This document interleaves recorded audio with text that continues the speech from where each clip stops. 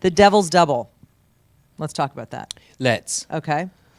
That Dominic gets to play two people in this, two lovely people, one good and one bad, or both. I don't know. It's kind of a little murky, right? Why don't you talk about it a little bit? No, it was a project that I just felt like that I had to be part of, and it was an opportunity for an actor to play two roles, so that was compelling in itself. But the story of a man who was forced into such a hideous position of responsibility, and one in which he hated but had no choice of getting out of. So the film is about Saddam Hussein's son Uday, who was a psychotic killing.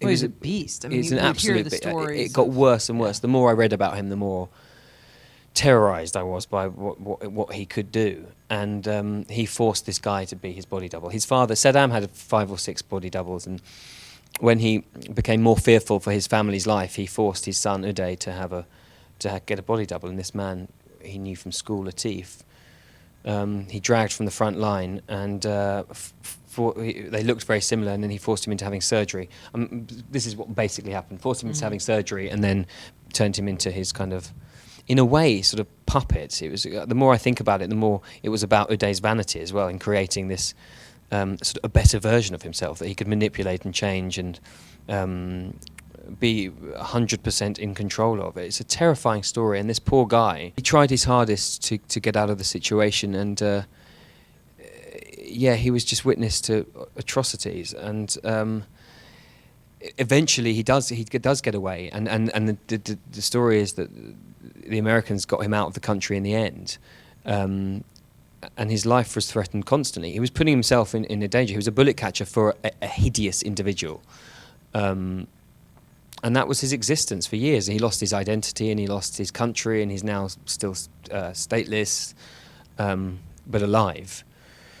Did you ever meet him? Yeah, I met him. I met him for the first moment I took the role on. I met him for hours, but then it became much more apparent that both myself and Lee Temahori, the director, decided that this should not be a biographical, historical, accurate account of events or those people, and that allowed for us to have a lot of dramatic license, both in terms of the story and the characters. For me, what was essential was making two very diverse and very different human beings. The audience, so the audience is always aware of who they are watching.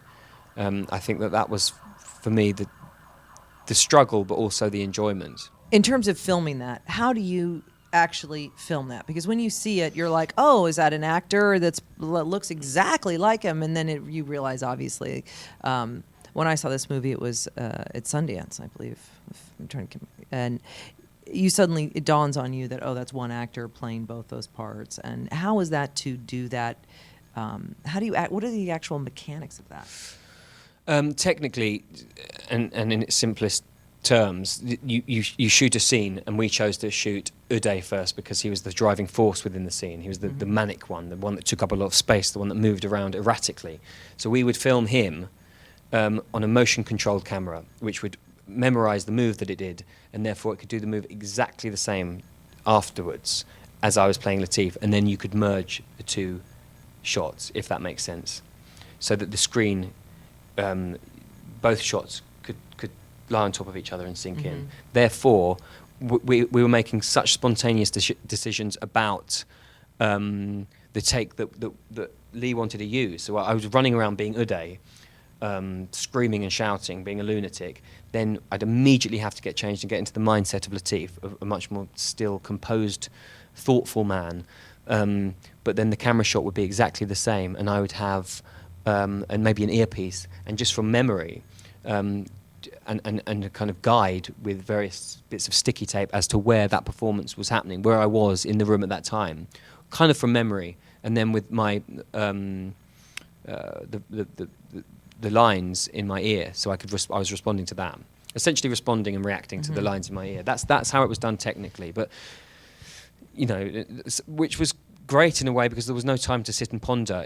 Had we had more budget and it had been a bigger scale movie, we would have spent days doing that sort of stuff. But it was the spontaneity was actually I think what made for. I think the film benefited from that. Yeah. I would have to say, like not having that, unlike Captain America, which you're also in here. I noticed. Yeah. Which probably was a big movie and lots of green screen and all that. Funnily stuff. enough, it wasn't actually as much green screen.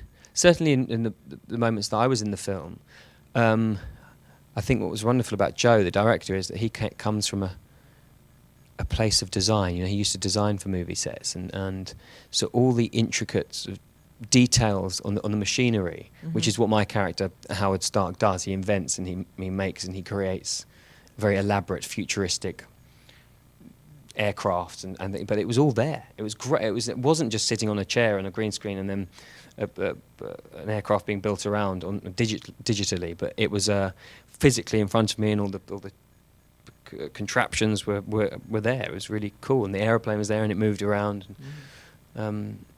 It's fun. But totally, you're right. It's a completely different scale, like enormous. You go for having done Devil's Double and entering into these vast studios, and it's completely magical, but a very different filming experience. Well, you've done a lot. I mean, I think I first saw you in The Duchess, and then it was like a Mamma Mia stint, and then I saw you again, and and obviously The Devil's Double, and I haven't seen Captain America. But what else do you have going on? I've just finished shooting Abraham Lincoln Vampire Hunter, which was a lot of fun. Oh, that Ridiculous sounds like fun. title, but it was great. It's the book, right? Yeah, it's based it's on the the book. book.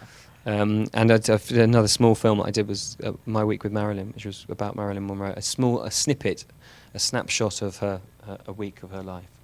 Oh, great. All right, good. Well, thanks a lot for stopping by. We'll see you again. Nice to Maybe see not you. with the Royals, but I know. Hope Springs Eternal. Do you care about, does anybody in What is England that care saying? about them?